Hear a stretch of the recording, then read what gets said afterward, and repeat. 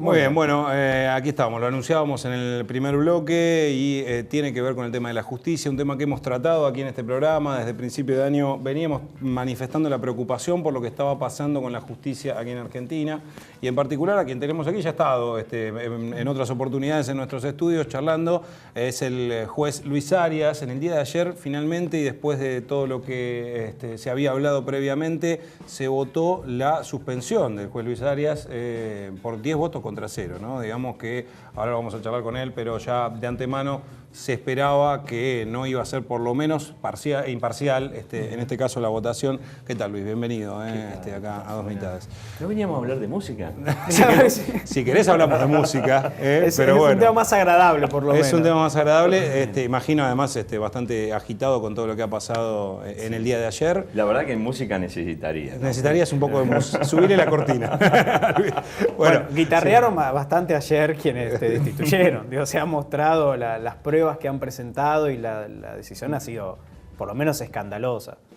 Sí, verdaderamente es eso. Lo que hicieron es montar como viene haciendo una escena, ¿no es cierto?, donde se dice, bueno, lo suspendimos por 21 cargos, por graves irregularidades en el ejercicio de sus funciones, abuso de autoridad, abuso de poder, incumplimiento de los deberes fundamentales. Pero no explican por qué.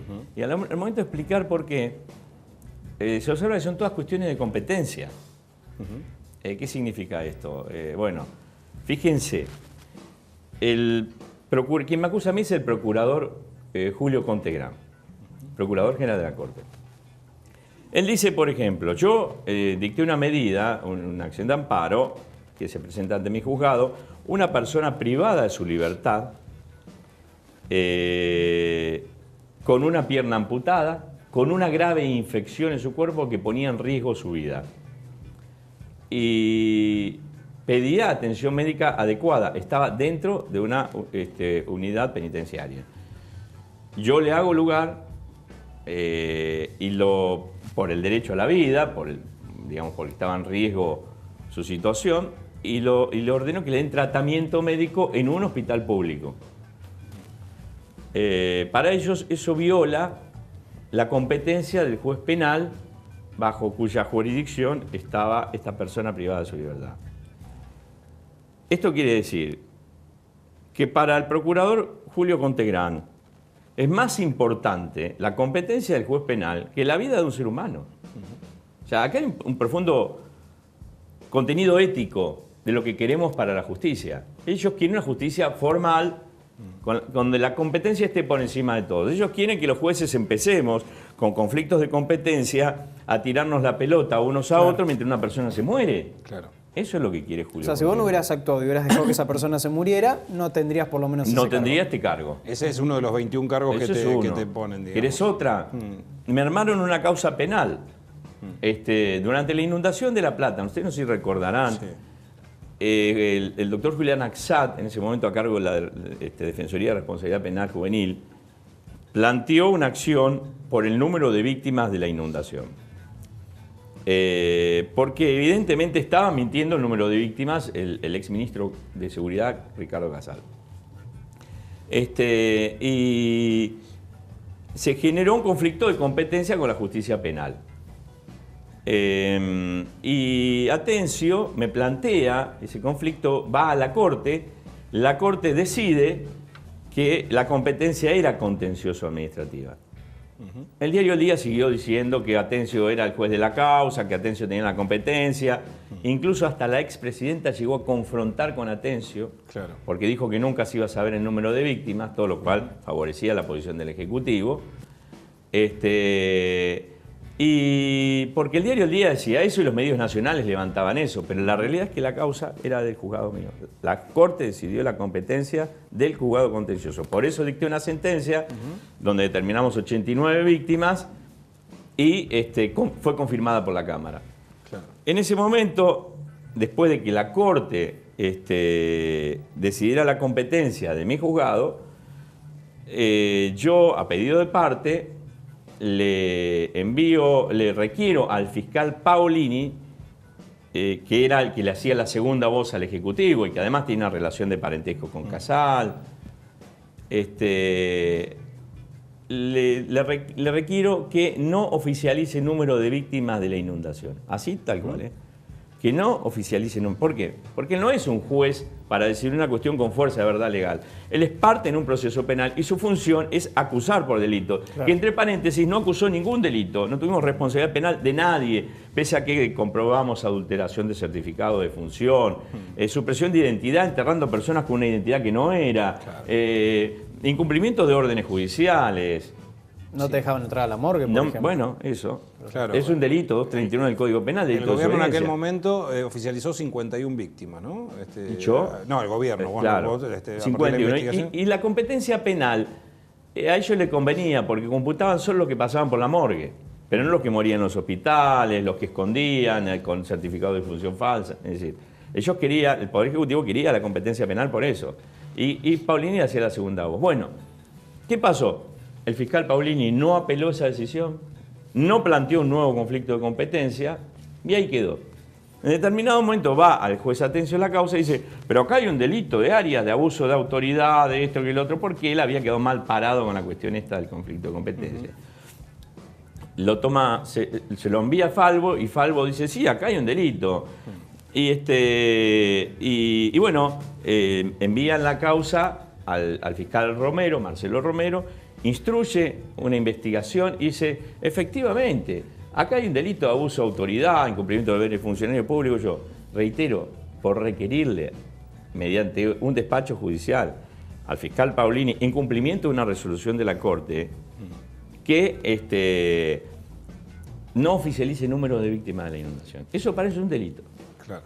Es un disparate, es una causa. Además, las causas, las decisiones judiciales en sí mismas, no pueden ser sometidas a juzgamiento por a través de un jury de un juicio político, para eso están en otras instancias. Podría haber apelado al fiscal, podría haber planteado conflicto de competencia. Todas las cuestiones de competencia que a mí me atribuyen, las 21 son de competencia, deben dirimirse dentro de un proceso judicial. Los códigos procesales establecen normas específicas y de hecho se plantean permanentemente conflictos positivos de competencia. Cuando dos jueces creen que los dos tienen competencia, lo resuelve el Tribunal Superior, sea la Cámara o la Corte, si son de distintos fueros, como ha sucedido en inundación, o conflictos negativos que los jueces deciden que no son ninguno de los dos competentes, si quieren sacar la causa encima. O sea que dentro de estas 21 causas todavía se reflota la causa de la bueno, ese es otro punto. Se reflota la causa de la inundación cuando yo ya tuve un jury, por eso, que fue promovido por los ex legisladores eolistas Di Facio y Guido Lorenzino. Hoy por hoy defensor del pueblo de la provincia. Exactamente. Donde se sorteó un jurado, se expidió ese jurado y eran las mismas denuncias, abuso de autoridad, bueno. Y decidió que no había irregularidad alguna. Es decir, hay principios jurídicos que es el non bis in idem, donde nadie puede ser juzgado a veces por la misma causa. Y esto es lo que están haciendo. Someterme a un nuevo proceso de jury por la misma cuestión. O sea, además de estar viciado, se cometieron irregularidades tremendas en este jurado. Las recusaciones no las aceptaron. La propia presidenta de la Corte resolvió su propia recusación. Ningún juez podemos resolver nuestra propia. Siempre tiene que resolver otro tribunal. Se vencieron los plazos para acusar. Ellos siguieron adelante. Me acumularon, cuando encontraron un jurado, por cada denuncia tienen que sortear un jurado distinto. Acumularon todo estando prohibido por la ley. Una serie de irregularidades tremendas. Se prescribieron, la mayoría. Están prescriptos esas irregularidades. Bueno, la cuestión es que decidieron avanzar a como diera lugar, violando todas las normas, violando convenciones internacionales. También se habla, perdón, de una toma de terrenos en Romero, sino en Abasto. En Abasto, perdón. Abasto. Y tuvimos la oportunidad de leer alguna de las acusaciones, decía como un comportamiento desmedido en ese lugar. Yo decía, ¿cómo se puede acusar porque frenaste el desalojo, ese fue el comportamiento ese desmedido. fue otro absurdo. Vos fíjate, el juez penal, que yo te digo que no le daba atención a esta persona, ese no tiene ninguna responsabilidad. El juez penal lo podría haber dejado morir a esta persona, en el caso que te comento del interno, ¿no? En el caso de Abasto, los jueces penales, tenemos un minuto, ¿no? Para bueno. Los jueces penales deciden desalojos. Los desalojos son, digamos, están previstos ahí en el Código Procesal Penal de contrabando, porque esos son civiles, son cuestiones civiles, donde uno tiene que demostrar varias cosas para desalojar a otro. Claro. Tenés que demostrar que tenés derechos sobre esa propiedad, posesorios o ser titular de dominio, y después recién pedir el desalojo, tiene que haber ofrecimiento de prueba, tiene que haber derecho de defensa. Bueno, en el Código Procesal Penal me tiene una norma de contrabando. ¿Y por qué digo contrabando? Porque es de competencia civil. Y además no tiende a garantizar, está previsto en una medida cautelar, lo puede hacer el juez inaudita parte. Y vos fijate que no tiende a garantizar absolutamente nada. La medida cautelar por excelencia en la justicia penal es la prisión preventiva, porque tiende a garantizar que se pueda cumplir una eventual condena si hay peligro de que esa persona pueda intentar, digamos, entorpecer la acción de la justicia, se dan ciertas condiciones. Bueno, esa es la medida cautelar en la justicia penal por excelencia. Un desalojo no es ninguna medida cautelar. Claro. Y la pueden tomar sin escuchar, sin oír a las partes, que es lo que ocurrió acá. Y cualquiera puede denunciar, porque para ellos el delito sería de usurpación. Ahora imagínate vos, una usurpación, una gente, vamos a suponer que hay una usurpación, porque acá no hubo usurpación, hubo ocupación, que es distinto, es un problema civil. Para que haya usurpación tiene que haber violencia, romper un alambrado, trepar una pared de noche, clandestinidad, bueno. No era una usurpación, pero arman causas por usurpación, como pasó en Gorina también. Claro. Lo que estaban con el permiso del dueño y todo. Bueno, acá en Abasto, el juez penal dicta un desalojo. Vos fíjate,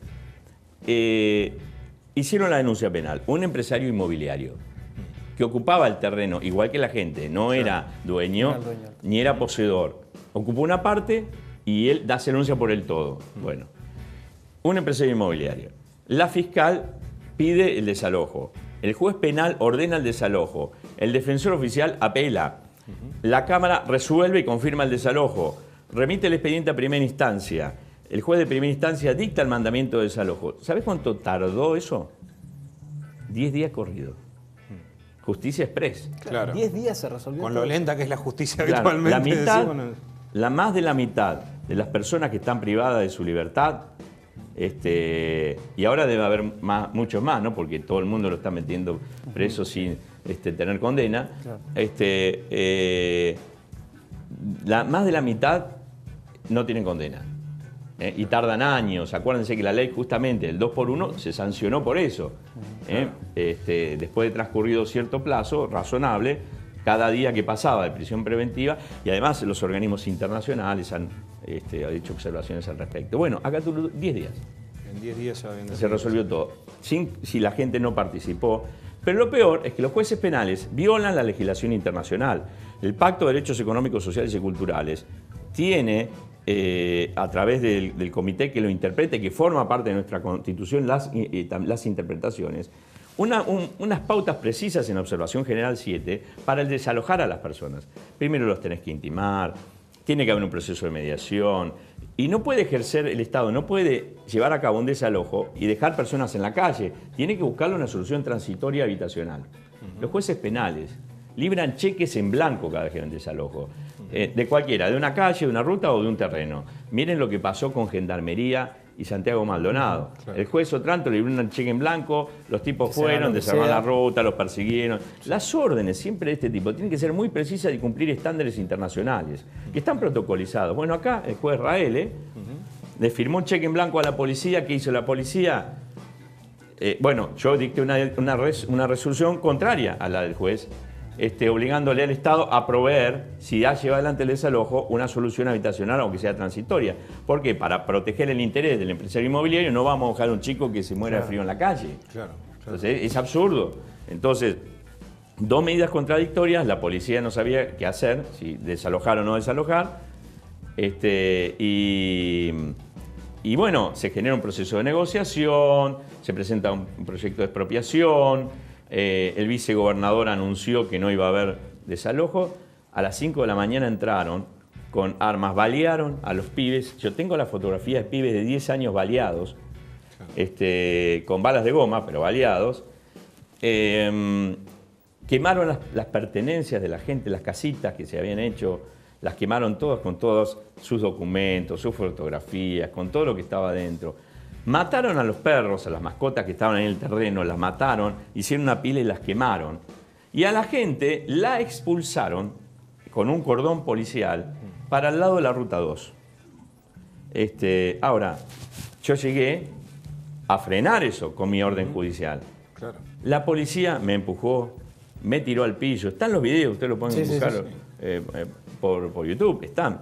Me tiró al piso, me empujó, se burlaban de mí, no me dejaban entrar a la comisaría. Entraba todo el mundo y yo no podía entrar. Metieron preso al abogado que defendía a la familia. Un abuso de autoridad impresionante. Totalmente. Ahora, y el abuso de autoridad, te acusan a vos de abuso de autoridad en esa relación.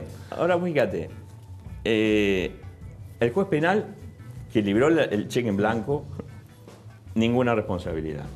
La policía que cometió todos esos abusos funcionales, ninguna responsabilidad. Nadie tuvo responsabilidad. El único responsable es yo. Claro. Tampoco fuiste a frenar eso. Porque además la policía no puede enfrentar a un juez, es auxiliar de la justicia, tiene que cumplir la orden del juez. Si hay un juez presente, dice, no, nosotros estamos ejecutando el desalojo, muéstremelo. Bueno, perfecto, acá está, esto es lo que yo le decía. Pero la orden de desalojo del juez no le dice que usted tiene que sacar la gente para la ruta. Claro. Así que déjenme pasar con la gente. No, usted no pasa, y me empujaban, y resulta que yo tuve los roces con la policía. Claro. O sea, la policía que está armada, que tiene escudos, que yo estoy de juez, de civil, el abuso lo cometo yo contra la policía, pero estamos todos locos. Ya, yo quiero que razonen los periodistas. ¿Sabes qué me gustaría a mí? Que los periodistas, en vez de invitarme a mí tanto, porque yo concurro, hablo con todo el mundo, no tengo problema, que vayan a los despachos de esta gente del jurado y les pregunten, los interroguen acerca de las causales por las cuales a mí, pero concretamente, que no que le digan banalidades o generalidades, como que sí, hubo abuso funcional, y bueno, perfecto. Ahora, no pueden explicarlo. No lo van a poder explicar, no se puede sostener. Y en definitiva, como dice el CELS, que se presentó como amicus en el expediente, en el fondo lo que hay es una crítica a las políticas de derechos humanos, a las políticas judiciales de derechos humanos, que yo apliqué porque todas las cuestiones que a mí me hacen cargo, además me formulan cargos, son para proteger los derechos humanos, aplicando estándares internacionales. Los estándares internacionales del Pacto de Derechos Económicos y Sociales, los de la Corte Interamericana de Derechos Humanos, que dice primero hay que proteger la vida, las cuestiones de competencia vienen después, pero hay fallos de la Corte Interamericana, todos están citados en mis fallos. Claro. Es decir, lo que hay en el fondo es una crítica a la política judicial de derechos humanos. Lo que está queriendo Contegrán son jueces que no apliquen los estándares de derechos humanos y que se queden en el molde, que no violen las competencias, una justicia formal, una justicia que no atiende los problemas reales y que no da protección a los ciudadanos. Claro, bueno, claramente, hablamos de un Contegrán que es el procurador general de los fiscales de la provincia, pero que fue funcionario de Vidal y que fue anteriormente funcionario en el gobierno de en Capital Federal, ¿no? Digamos, no sé y que además ingresó violando la Constitución, porque no tiene residencia en la provincia de Buenos Aires. La Constitución exige que tenga 2 años de residencia en la provincia de Buenos Aires y él no la tiene. Y así todo ingresó. Claro. Y ojo, que no lo votaron solamente los de Cambiemos, lo votaron los legisladores de la Cámpora, lo votaron los legisladores de del Frente Renovador. O sea, las negociaciones que hay, ahora van a votar el presupuesto, eso lo votaron junto con la designación de Guido Lorenzino, claro, el Grupo Esmeralda, lo votaron, armaron un paquete y negociaron todo. Claro. Lo mismo que van a negociar. Y lo mismo que estoy seguro que negociaron mi cabeza. Bueno, ahí en la previa vos habías... Vos fíjate esto que te voy a decir, se comenta muy poco en los medios. Uno de los representantes, de los legisladores que integra el jurado es Donofrio. Ustedes lo conocen, Frente Renovador. Sí, Jorge Donofrio. Jorge Donofrio tiene denuncias porque él negoció que la secretaria del fiscal Novo, imputada por un delito de narcotráfico, la designaran como fiscal. ¿Se acuerdan? A fines de 2015 le frenaron a Scioli todos los nombramientos de los jueces y fiscales. Todos los nombramientos los frenó el masismo. Y tuvo que ceder el oficialismo en designarle a esta fiscal para que le destraben la designación de todo el resto. Fue como una extorsión que hicieron. Claro. Para designar una fiscal que tenía una imputación de narcotráfico. Yo tengo mi poder. Los correos electrónicos que intercambió Donofrio, Sebastián Galmarini, el fiscal Novo y Massa, ¿no es cierto?, como entramado de todas estas negociaciones. Lo pongo a disposición si lo quieren ver. Claro. Entonces, ese tipo, ¿no es cierto? Yo llevo una trayectoria de 15 años, 17 años si se quiere, como juez. Jamás he puesto mi interés personal por encima de la función. Siempre he fallado a favor de la gente. Me comí todos los garrones posibles, digamos. Me han atacado de todos lados, pero yo me mantuve siempre en la misma posición. Todo lo que yo digo, lo que escribo, lo que pienso, es una misma dirección. Ahora, pero apuntan a querer que renuncies. Ahora, yo quedo en manos de tipos como estos. Claro. Bueno, en la previa decía, los que te juzgan, en este caso, este jurado, vos habías aclarado que se termina ellos dejan de ser jueces ahora dentro de poco, ¿no?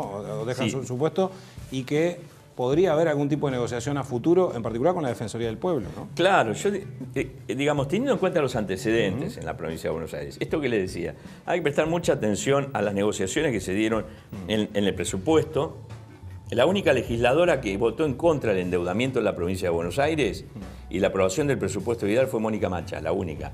Los demás votaron todos, los distintos bloques. ¿Qué se negoció a cambio? El Barba Gutiérrez como síndico del Banco Provincia, su mujer Evangelina Ramírez votándole esas cosas. Sí, hay que mirar eso. Siempre fue así. En el año 2010, más atrás, el defensor del pueblo, el primer defensor del pueblo, Carlos Bonicato, lo designaron el 9 de diciembre de 2010, un día antes de ser de terminar su mandato. Claro. Un día antes, el 9 de diciembre salió la resolución. Todos los bloques votaron a Bonicato. Los titulares de esos bloques, los miembros de esos bloques, el día 11 ya eran funcionarios de la Defensoría del Pueblo. Claro. Ahora fíjense, y la Defensoría del Pueblo no es poca cosa, porque ahí, digamos, tiene un presupuesto gigantesco. Una caja grande. Gigante. Entonces, ahora, cuando designan a Guido Lorenzino, que además, con la votación del presupuesto, fue ilegal su designación, porque había un periodo de impugnación previo. ¿Sabés qué hicieron? Eliminaron el periodo de impugnación. Nadie tuvo posibilidad de impugnar a Lorenzino. Lo hicieron entre gallo y medianoche. Modificaron la ley eliminando el procedimiento de impugnaciones. ¿Por qué? Porque uno de los que más iban a impugnar eran los asambleístas inundados acá en La Plata, porque fue el que me hizo el churi a mí. Claro. Y yo lo iba a impugnar incluso. Claro. Lo anularon. Y publicaron, lo designan con la ley aprobada, pero sin estar promulgada por el Poder Ejecutivo. Claro. Es decir, no estaba vigente la ley y lo designan sin estar vigente. Bueno, en 2010 pasó lo mismo. Se designaron ellos mismos y se pusieron. Acá en esta designación de Guido Lorenzino abrieron en 4 partes la legislatura y generaron, la Defensoría, y generaron defensores del pueblo adjuntos. Claro. Y le dieron un almacismo, otra... Dejaron conformes a los Dejaron sectores. conformes a todos. Estas negociaciones, digamos, parte de la política, y yo no digo, yo soy un juez que tiene una visión política, creo en la política, no soy apolítico, creo en la política, mi mirada es siempre política, pero esta política se ha convertido en un mercado de compra-venta de voluntades. Esta es la realidad. Y yo quedo inmerso entre esas negociaciones, lamentablemente. Claro. Ahora, claramente se está buscando con esto, con esta persecución, tu renuncia, que es un paso al costado. ¿Vos pensás renunciar? No, de ninguna manera. Te digo algo con respecto a las acusaciones. El diputado Guillermo Castelo me había denunciado porque yo firmé una solicitada en defensa de la democracia. ¿Entendés? La presidenta de la Corte, que preside este jurado, yo empecé a decirlo públicamente, es una ex militante radical, pero militante. Esposa de Katterberg, que fue consultor de Alfonsín, digamos que era el Durán Barba Alfonsín. Claro. Y llevada de la mano por Federico Storani. Y ella no es una jueza militante, cuando porque su fuerza integra la coalición de Cambiemos. Claro. No es una jueza militante. Ah, no, ella no es militante. Soy militante yo que firmo una solicitada. Sí. Y además dice usted, es un juez K, dice. Entonces, pero a ver, todas las imputaciones que a mí me hacen son del gobierno anterior, ninguno de este. Claro. Sí, sí, sí. Por fallos en contra del gobierno anterior. Además, Castillo dijo, no vamos a discutir sus fallos, no lo estamos juzgando como No, juez, claro. sino... Pero por ¿sabés haber qué cerca. pasó? Como yo comencé a decir esto de Kogan, el único cargo que bajaron fue ese. Lo bajaron, claro, finalmente eso te iba a decir. Que fue O sea, el que más. Vos fijate qué cola de hecho, paja. Porque ahora viene una audiencia pública, ¿no? Yo la quiero tener enfrente a Kogan. Si Kogan me acusa a mí de tener eso, de firmar una solicitada, Sí, yo quiero decirle lo que es ella. claro. Que entra también por una negociación, que también entra siendo militante radical. Hizo declaración, lo reconoció ella públicamente. Hay un artículo en página 12 extenso que Claro. se refiere a eso. Ahora tenés una suspensión por 90 días, pero ¿cómo continúa esto, digamos, el tema del jury? Luego de esos 90 días, ¿qué es lo que sucede? Va a haber una audiencia Sí, entre medio, ¿no? Una audiencia pública que estoy ansioso porque se dé, porque ahí realmente vamos a invitar a toda la comunidad que esté y vamos a debatir estas cosas, que es lo que yo quiero, debatirlo cara a cara con ellos. A ver qué hacen. Me acusan de desobedecer órdenes de la Corte, como si la Corte fuera mi jefe. claro. Es decir, en el Poder Judicial no hay jerarquía. En el Poder Judicial lo integramos todos los jueces y En todo caso son instancias. son lo que va pasando. distintas competencias, distintos grados de competencia, pero Claro. no hay jefes. Claro. Es decir, la Corte dictó una resolución administrativa ordenando que los amparos se distribuyeran entre cualquier juez. Lo hicieron para quitarnos competencia del fuero contencioso porque veníamos decidiendo un montón de cosas por amparo. Yo la declaré inconstitucional a esa resolución, porque es administrativa, no es judicial. No es un fallo de la Corte, es una resolución. Todas las resoluciones administrativas, sea de la Corte, del gobernador o de quien sea, van al fuero contencioso administrativo. Yo la declaré inconstitucional. Y para ellos, mi fallo es desobedecer una orden de la Corte. Es decir, Sí. No tiene pies ni cabeza. Bueno, Luis, gracias por venir. Lógicamente el apoyo, como siempre acá, venimos tratando el tema de la justicia y la persecución judicial este último tiempo. La verdad que han avanzado con todo, realmente, y las presiones políticas por sobre la justicia este último tiempo se han hecho mucho más evidentes todavía, ¿no? Con el tema Gil Carbó, ahora hablamos de tu caso. Había estado acá sentado el juez Rosansky en su momento. Sí, sí. Digamos, la verdad que es preocupante, ¿no? Hacia dónde se puede muy llegar, preocupante. ¿no? Yo les pido disculpas por la vehemencia, pero No, estoy pero enojado, realmente estoy enojado. Es lógico, ¿no? Es lógico, además es muy reciente. Fue ayer. Muchísimas Bueno, gracias por gracias venir por y venir. No, siempre por los favor. micrófonos abiertos. Nosotros nos vamos a ir a un corte. En el próximo bloque vamos a seguir hablando de la justicia. En este caso vamos a hablar de las reformas que se vienen a nivel laboral. Y por eso tenemos a un abogado laboralista contándonos aquí de qué se tratan estas reformas en la ley de RT que se quiere avanzar en la provincia de Buenos Aires, pero también en la reforma laboral que espera el gobierno. Ya veremos.